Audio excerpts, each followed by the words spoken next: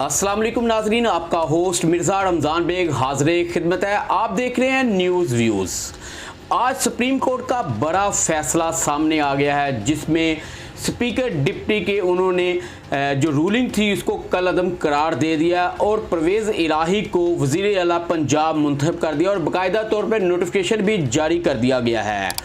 अब पीटीआई में काफ़ी ज़्यादा जश्न भी उसमें मनाया जा रहा है और पीटीआई के जो लोग हैं वो काफ़ी एक्साइटेड भी नज़र आ रहे हैं कि सुप्रीम कोर्ट का बहुत बड़ा फैसला और मेरिट पर किया गया है। इसके लिए आज हम मज़ीद आगे क्या होने जा रहा है, इस हवाले से हमारे स्टूडियो में मौजूद हैं Mirza Naseer Baig, senior anchor person हैं और बाकायदा तौर पे इनकी ग्रिप भी है। आज उनसे बात करते हैं कि वो इस हवाले से क्या कहते हैं। अस्सलाम वालेकुम सर। वालेकुम अस्सलाम। मिर्ज़ा साहब, आज सुप्रीम कोर्ट का बहुत बड़ा फैसला सामने आ गया है, परवेज़ इलाही को वज़ीर आला पंजाब मुंतखब कर दिया है।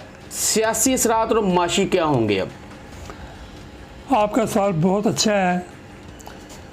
पहली बात तो मैं ये बता दूं कि सबसे बड़ी खुशी इस बात की है कि हमारे मुल्क की अदलिया जो है उसने साबित कर दिया है कि वो आज़ाद है और दूसरे नंबर पर वो गैर जानबदार है। जहाँ तक सियासी और माशी असरात का तल्लुक़ है, आप देख रहे थे कि गुज़श्ता चंद माह से हमारे मुल्क में एक तो सियासी अदम इस्तेहकाम जो था वो चला रहा था और माशी सूरत हाल ये थी कि डॉलर जो है वो 233 रुपए तक पहुंच चुका है, जो कि हमारे मुल्क में मेरा ख्याल है कि सबसे बड़ी शरह है डॉलर की। आज तक डॉलर की जो कीमत थी वो इतनी नहीं कभी भी हुई थी जितनी इस वक्त चल रही है, और वो डॉलर अब भी रुकता हुआ मालूम नहीं हो रहा, बल्कि दिन ब दिन डॉलर की कीमत जो है वो बढ़ती जा रही है। डॉलर की कीमत बढ़ने से हमारे मुल्क का जो कर्ज़ा है वो एक एक दिन में कई हज़ार अरब डॉलर बढ़ रहा है, जिसका नतीजा ये है कि हमारा मुल्क जो है, यहाँ पे महंगाई जो है वो ये महीनों के हिसाब से नहीं बल्कि दिनों के हिसाब से बढ़ रही है। और अब तो महंगाई का ये हाल है कि एक जो मेहनत का या गरीब आदमी है वो 2 वक्त की रोटी जो है वो भी सही तरीके से नहीं खा सकता। और ये सब कुछ क्यों हुआ? सिर्फ ये हमारी जो पॉलिटिकल इंस्टेबिलिटी थी इसकी वजह से। अगर मुल्क में पॉलिटिकल स्टेबिलिटी हो तो फिर महंगाई पर भी कंट्रोल होता है और मुल्क तरक्की भी करता है। लेकिन आज सुप्रीम कोर्ट ने जो फैसला सुना दिया, वो मैं यही बताने लगा हूं पाकिस्तानी पाकिस्तान से बाहर भी जो नजरें थी आज इसी खबर पे थी। मैं यही कह रहा हूं कि देखिए, जहां तक हमारे मुल्क की सियासी और माशी सूरत हाल का तल्लुक़ है, उसका तो ऐसे नज़र आ रहा था कि खुदा हाफ़िज़ है। तमाम लोगों की जो निगाहें थी वो अदलिया की तरफ लगी हुई थी। ये फैसला अच्छा आया है, ये बिल्कुल ये एक इंतहाई शानदार फैसला ही नहीं बल्कि बिल्कुल मेरिट पे फैसला है। क्योंकि आप 63A जो है आइन की सेक्शन, आप कोई आदमी जो एक मैट्रिक पास भी है ना, जो उसको इंग्लिश की मामूली समझ बूझ है, वो भी अगर पढ़ ले तो इसकी डेफिनेशन को, तो उसमें क्लियर कट है कि ये जो वोट है इसके 2 मसलन पार्ट्स हैं। एक पार्लिमानी पार्टी का है और एक जो है वो पार्टी सरबराह का है। पार्लिमानी पार्टी ने ये फैसला करना होता है या देखना होता है कि वोट किसको देना है। तो ये जो काफ लीग थी, पार्लिमानी पार्टी उनकी जो थी, उन्होंने फैसला किया था कि हमने परवेज़ इलाही को देना है ये वोट। 10 वोट थे उनके और 10 के 10 ही परवेज़ इलाही को कास्ट हो गए। अब जबकि पार्लिमानी पार्टी के पास ये इख्तियार है कि वो फैसला करेगा वोट किसको देना है, तो इसमें बिल्कुल एक कानूनी यानी कि जो बात थी उस पर अमल किया गया था ना, कि पार्लिमानी पार्टी के जो डायरेक्शन थी उस पर अमल किया गया। अब डिप्टी स्पीकर साहब ने ये किया कि जो आइन था या जो फैसला था 17 मई का, उससे बालातर होके अपने पास से आइन की एक नई तशरीह गाड़ ली, जो कि क्लियर कट आइन की खिलाफ वर्जी थी कि कह दिया कि जी चूँकि पार्टी सरबराह की डायरेक्शन पे अमल नहीं हुआ, लिहाजा ये जो 10 वोट हैं पीटीआई के ये मुस्तरद किए जाते हैं काफ लीग के। हालांकि ये बिल्कुल एक गलत तरीक़ाकार था। अब जो डिप्टी स्पीकर साहब थे उनके फैसले को चैलेंज किया गया, तो ये एक सीधा सा फैसला था, यानी इसमें कोई ना तो कोई कॉम्प्लिकेशन है, ना इसमें कोई ऐसी बात है कि जिसमें कोई लार्जर बेंच या फुल बेंच की ज़रूरत हो। अच्छा सर, ये आपकी बात बिल्कुल बजा है, आपने अच्छी डेफिनेशन। अब मुझे ये बताएं, अब नून लीग का मुस्तकबिल क्या है? और पीटीआई जो चाहती थी वो तो हो गया है, अब क्या होने जा रहा है नून लीग में और पीटीआई में? क्योंकि वज़ीर आज़म तो नून लीग के हैं, अब पीटीआई का जो वज़ीर आला है वो पीटीआई का होगा।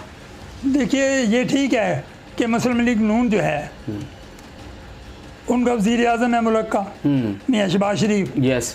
लेकिन हमेशा मुस्लिम लीग नून दावा करती रही है और अब तक कर रही थी कि पंजाब उनकी सियासत का गढ़ है।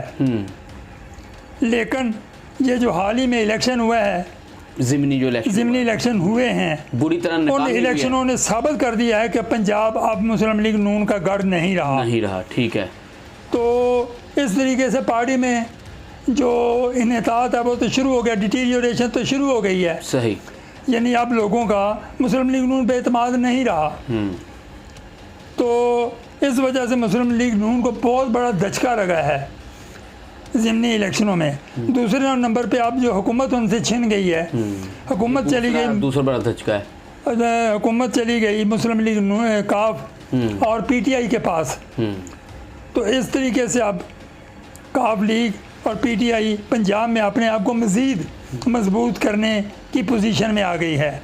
और ऐसे नज़र आता है कि अब जब आम इलेक्शन होंगे, जनरल इलेक्शन होंगे, तो काफ लीग और पीटीआई 2/3 अक्सरियत से कामयाब हो जाएगी।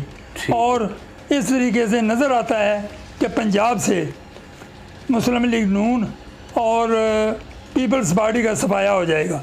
बिल्कुल ठीक हो गया जी। मिर्ज़ा साहब ने इस पर बड़ी अच्छी रोशनी डाली। और आखिरी सवाल इनसे पूछ के तो प्रोग्राम का, क्योंकि वक्त ख़त्म हो रहा है। अच्छा मेरे साहब ये बता दें आखिरी मैसेज, अब परवेज़ इलाही चूँकि वज़ीर आला पंजाब बन चुके हैं, तो आप क्या समझते हैं कि फौरी तौर पे ये 2 या 3 माह के बाद इमरान खान साहब असम्बली भी तहलील कर देंगे या कि नहीं? आपका क्या तज्ज़िया है इस हवाले से? बस देखिए, आज ही मुस्लिम लीग नून ने के जो रहनुमा हैं या जो उनके लीडर्स हैं, उन्होंने ऐलान किया है कि हम कौमी असम्बली को तहलील नहीं करेंगे और इलेक्शन वक्त पारी होंगे, कबल अज़ वक्त नहीं होंगे। ठीक हो गया। अब अगर वो कबल अज़ वक्त नहीं करते तो सीधी बात है कि अब 2 सूबों में, यानी पंजाब से लेके सरहद तक हुकूमत जो है वो पीटीआई की है। ऐसा ही है। तो पीटीआई अब मुस्लिम लीग नून के लिए, जिनके पास अब सिर्फ वफाकी हुकूमत है, उनके लिए बहुत सारी मुश्किलात पैदा कर सकते हैं, जिसके नतीजे में नज़र यही आता है कि बिलाखिर मुस्लिम लीग नून को अपनी हुकूमत जो है वफाक की, उसको ख़त्म करना ही होगा, असम्बली तहलील करनी ही होगी। इसके अलावा उनके पास चारा नहीं रहेगा बहुत जल्दी। और जब कौमी असम्बली तहलील होगी तो सीधी बात है कि फिर फौरी तौर पे पंजाब और सूबा सरहद में जो सूबाई असम्बली हैं ये भी तहलील हो जाएंगी। बिल्कुल सही है। ऐसी बाकी जहाँ तक तल्लक है परवेज़ इलाही का, आपको पता है कि वो पहले भी पंजाब के वज़ीर आला रहे हैं और उनकी जो सियासत है उसमें मुफाहिमत को बहुत अमल दखल है। और उन्होंने माजी में भी बड़ा अच्छा काम किया था सूबे में।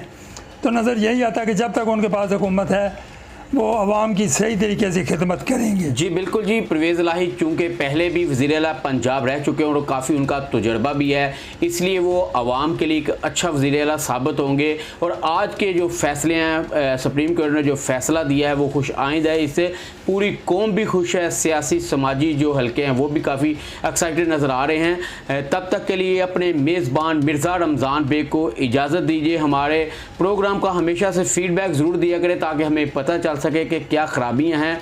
मिर्ज़ा नसीर बेग हमारे साथ एंकर पर्सन सीनियर, उन्होंने अच्छी तरह से इसको तफसीली इस पर रोशनी डाली है और असल हक़ाइक़ भी बताए हैं कि क्या होने जा रहा है। अपने मेज़बान मिर्ज़ा रमज़ान बेग को इजाज़त दीजिए। अल्लाह हाफ़िज़।